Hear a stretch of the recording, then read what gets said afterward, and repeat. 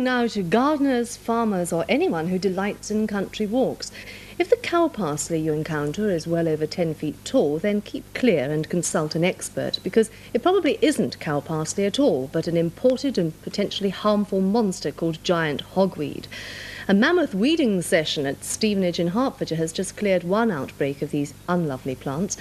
But elsewhere, the threat is far from over, as Owen Spencer-Thomas now reports. These monster plants are not lethal like the fictional triffids, nor can they pull out their roots and move silently across the ground to strike their prey. Instead, the giant hogweed burns its victims with a poisonous sap, which it pumps through millions of hair-like thorns on its stem and leaves. An unsuspecting rambler may brush against the hogweed, which he could mistake for the harmless cow parsley. If he's allergic to its toxic juices, his flesh could erupt in blisters. That's what happened to two Stevenage schoolboys who were playing outside the town's college. One boy's arm is now scarred, and his mother wonders just how permanent this will be. New colonies of this plant, which can grow over 10 feet tall, are establishing themselves in Hertfordshire. It was imported from Russia several centuries ago as a garden curio. Now it's one of 4 species Parliament has banned people from planting. Two Stevenage naturalists, Peter Perry and Frank Swan, have been campaigning against the giant hogweed for 8 years. They say it's extremely dangerous. I think that plants are okay in their natural habitat, possibly in a place where they can be controlled, a botanical garden, something like that. But obviously, if something does harm to human or any other form of life, then you should be careful where you plant it. Parliament has already banned people from planting this weed. Would you want stronger measures than that? Oh yes, definitely. I mean, there's one thing to planting it, but obviously this stuff is all over the country now, and there's no measures to make people cut it down. And this is what we'd like to see. You know, there should be measures or legalities to stop people or make people cut it down once it is growing, stop it seeding and spreading, which is happening here. Would you actually like to see this plant abolished from the face of the earth? Oh no, not at all. I mean, it grows in Russia, in the Caucasian mountains, and there it's okay. I mean, you know, it's way out of human habitation. It grows in its natural environment, but here, where you've got children playing, and in other places like that, where the public have got access, it's just not on. You were talking of botanical gardens earlier on. You would like to see it confined to these rather than as dangerous but rare animals are kept in zoos? That's exactly the idea, yeah.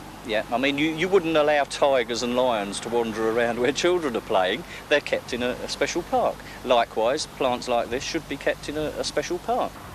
This latest incident has goaded the council, who own the land around Stevenage College, into swift action.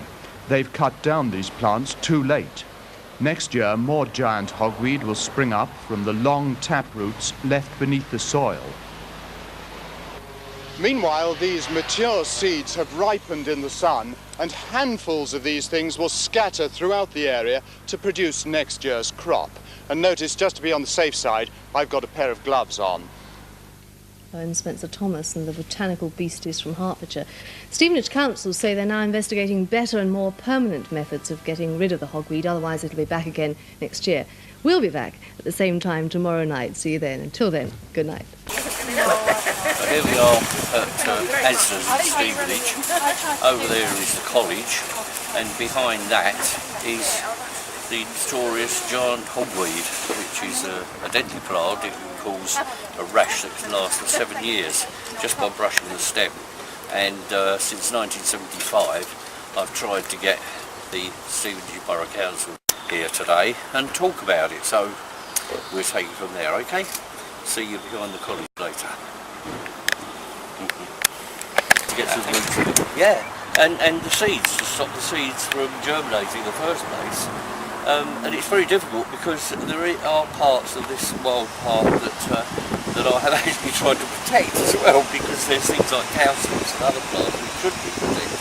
In fact, I got them to move the college a little because of the rarer plants that are on there. But there's also a nature lover like me. He spotted them in the first place, and from there on he alerted me to it, and we went on some of the local television and so on and alerted. and told the council about it. Oh, it's there. Is this it here? It's right through there. You see, the problem is I forgot there's a ditch here. I don't think we get at it from there, but that is right through the back there. Right, so it's not this green, luscious green stuff here. No, this on. is, you'll recognise it because we recognised it as we drove round here, and it is behind that hedge. So obviously the college authorities have put a hedge along here to stop people getting at it. But you know, so maybe it'd be better to go into that part there. Yeah, let's do that. Can we do that? Do we need to drive round? I think we'd have to, yeah. Can we do a break? Let's do a break. I didn't know whether this was. So here we are. We've now got to the fence. Let me come in and. Oh, do you want to just do him? No, that's fine. That's all fine. Yeah. Good. Go on. Yeah. So we've got round the other side now, and we have found that they have actually cordoned it off with a fence. But the thing is, Sarita, don't forget that a kid could climb over there and get into it. I mean, I used to climb trees and things when I was a kid. So I still do actually. But, You're right, page is brilliant. Yeah, 76. Yeah. But kids could easily get over there, couldn't they? Really? Oh look, it's a jungle. You say so. Really, I don't think fencing it on is really going to cut it, to be honest. Well, I suppose because it's across from McDonald's, isn't it? So I suppose there are going to be people hanging around and people in there. Yeah, and I mean, when I lived on we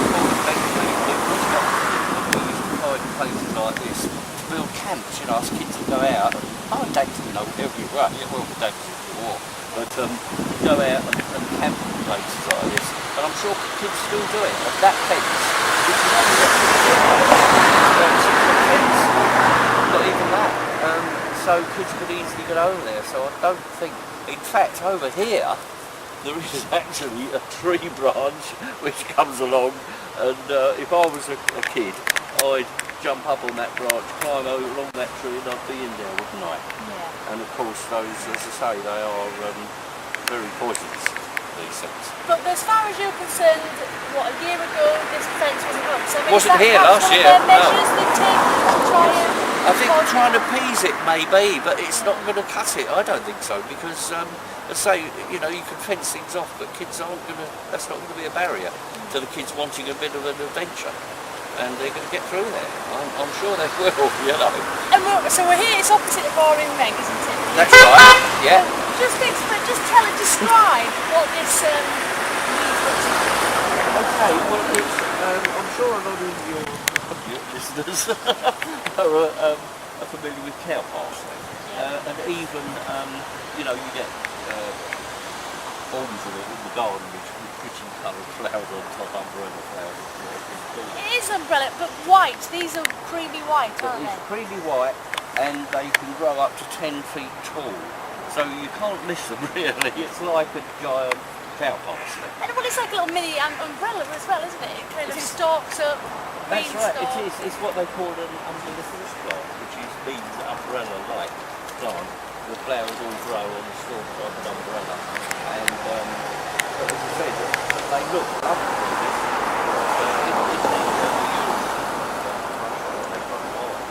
In the mountains, out of the way of the harm of anybody, and I think they stop animals foraging, so they've got this poison on them. But of course, any humans touch it, and it has happened way back in '75. This is what highlighted it. A boy from Stevenage actually got hospitalised for 7 years with his rash. So it's pretty serious. It's pretty serious, you know. So, as I say, don't eradicate it from the planet, because I'm a nature lover myself. But these things were bought into botanic gardens as a curiosity. And of course they've escaped, like a lot of, it's not only animals escape, plants escape as well, because the seeds get blown on the wind, or people think to themselves, oh, I'll have one of that in the garden, you see. Get seeds, grow it in their garden, and then it goes wild, goes feral, like any other wild animal. I mean, you wouldn't have a lions and tigers roaming around Stevenage, so why should you have a dangerous plant? Just because they can't look for their prey doesn't mean to say they can't harm things. And the only other place they are in the locality is Weston in Bedfordshire. In Weston, yes, yeah, they are. But I believe there are, I've heard people say that in some of the ditches along here they're growing wild as well, which of course isn't wild. So the council really want to adopt that. But I do think that they should. They might treat, and I encourage this area to stay as a nature reserve. So, but of course that is not a native British plant, so it should be eradicated and allow the wild plants, the native British plants. So, yeah, I mean, I grow wildlife gardens. I started one of the first wildlife gardens in Stevenage in 1981 and got criticised for it. And now the council is telling residents to turn their gardens into wildlife gardens.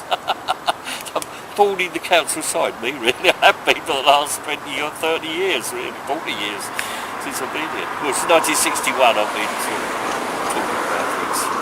And we'll continue to and I shall continue until the council do something. I will indeed, yes, I'll continue with it. So they all know me, all the councillors in Stevenage know me, so remember the name, people.